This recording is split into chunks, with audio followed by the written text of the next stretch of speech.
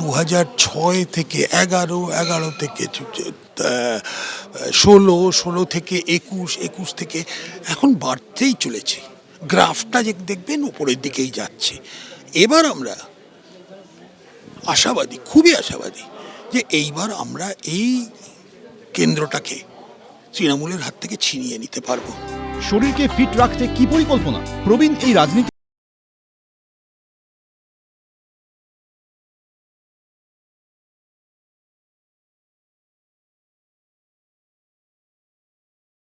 মেনুতে কি কি রয়েছে? আজকের দুপুরের মেনুতে অত কিছু ইন্টারেস্টিং নেই, কিন্তু একটা ভাত আছে, একটু ডাল আছে, আর একটা পটলের কোনো ডোলমা টলমাটে আছে, আর একটা মাছ। এই মাছটা রেগুলার ব্যাপার আমার দুপুরের খাবাতে। সব মাছ যে আমি খেতে ভালোবাসি সেটা বলবো না, কিন্তু আমার রুই মাছটা পছন্দ। কোনো কোনো দিন খুবই রেয়ার ইলিশ মাছ পছন্দ করি।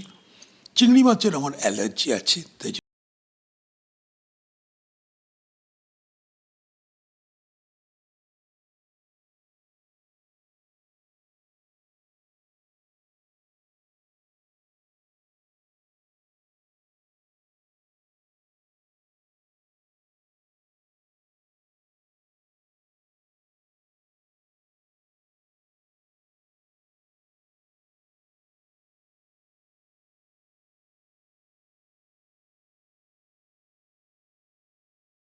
অমিত শাহ একসঙ্গে বসে খাওয়া দাওয়া করছেন, এই ছবিটা স্মৃতিচারণটা যদি একটু করেন। এটা আমরা বীরভূমে গেছিলাম, তো অমিত শাহ একটা কন্ট্যাক্টের করতে গেলেই উনি কোনো না কোনো কার্যকর্তাদের বাড়িতে গিয়ে খেয়ে আসেন।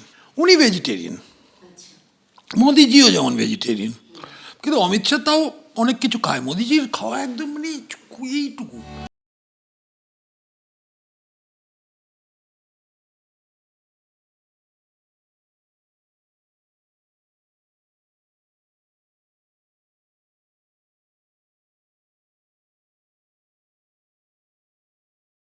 রাজনীতিতে আনকোড়া, কিন্তু এবার তিনি হেভিওয়েট। রাজারহাট গোপালপুর কেন্দ্রে এবারও তৃণমূলের প্রার্থী সঙ্গীত শিল্পী অদিতি মুন্সি।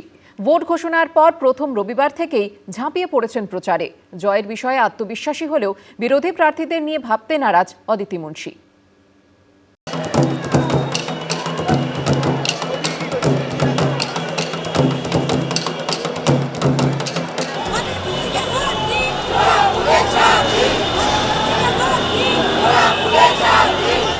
একুশের ভোটে তিনি ছিলেন নিউ কামার, আর এবার তিনি হেভিওয়েট। 5 বছর আগে তিনি ছিলেন সঙ্গীত শিল্পী, সদ্য এসেছিলেন রাজনীতির আঙিনায়। এবার তিনি বিদায়ী বিধায়ক। দ্বিতীয়বারের জন্য তাকেই প্রার্থী হিসেবে বেছে নিয়েছে তৃণমূল। দল ফের তার উপরই আস্থা রাখায় নতুন উদ্যমে প্রচারে ঝাঁপিয়ে পড়েছেন রাজারহাট গোপালপুর বিধানসভা কেন্দ্রের তৃণমূল প্রার্থী অদিতি মুন্সি। এই 5 বছরে যখন তিনি বিধায়ক ছিলেন কোনো রকম বিতর্কে জড়াননি, নিজের কাজের উপর ভরসা রাখছেন এবং তারই সঙ্গে বলছেন জনগণের উপরে সবটা ছেড়ে দিচ্ছি। দলের কাছে কৃতজ্ঞ মমতা বন্দ্যোপাধ্যায় ফের প্রার্থী করেছেন বলে। মানুষের আবেগ আমাদের আলাদা করে প্রস্তুতি দরকার পড়ে না, মানুষের আবেগটাই সব। কারণ আমরা সারা বছর কাজ করি। আমি নেতৃত্বদের কাছে কৃতজ্ঞ যে তারা আবার মনে করেছে আমাকে, আমার উপর ভরসা রেখেছে। ছোট থেকেই সঙ্গীতময় পরিবেশে বড় হওয়া, রবীন্দ্রভারতী বিশ্ববিদ্যালয় থেকে পুরাতনী গানে স্নাতকোত্তর সেই অদিতি মুন্সিকে 2021-এর বিধানসভা ভোটে রাজারহাট গোপালপুর থেকে প্রার্থী করেন মমতা বন্দ্যোপাধ্যায়। বিপক্ষে বিজেপির পোড় খাওয়া রাজনীতিবিদ, বর্তমানে দলের রাজ্য সভাপতি শ্রমিক ভট্টাচার্যকে পরাজিত করে চমকে দেন অদিতি মুন্সি। গতবার নির্বাচনে দেখা গিয়েছে তৃণমূল কংগ্রেস মনোনীত প্রার্থী অদিতি মুন্সি জয়লাভ করেছিলেন বিশাল ব্যবধানে, হারিয়েছিলেন শ্রমিক ভট্টাচার্যকে। আর এবারে বলা হচ্ছে তিনি হেভিওয়েট।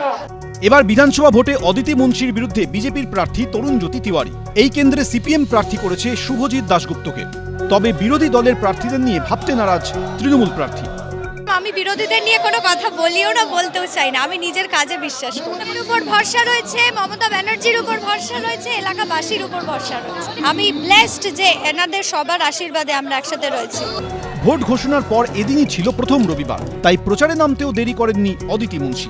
বাগুইয়াটি মোড় থেকে দমদম হনুমান মন্দির পর্যন্ত মেগা মিছিলে আগাগোড়া হুডখোলা জিপে ছিলেন রাজারহাট গোপালপুর কেন্দ্রের তৃণমূল প্রার্থী। এতদিন সঙ্গীত শিল্পী ছিলেন, এখন আরেকটা নতুন ভূমিকা এসছে, মা হয়েছেন, এই সব কিছু একসাথে সামলাবেন? যেভাবে হয়ে যাবে অসুবিধা হবে না, সবাই সাথে আছে।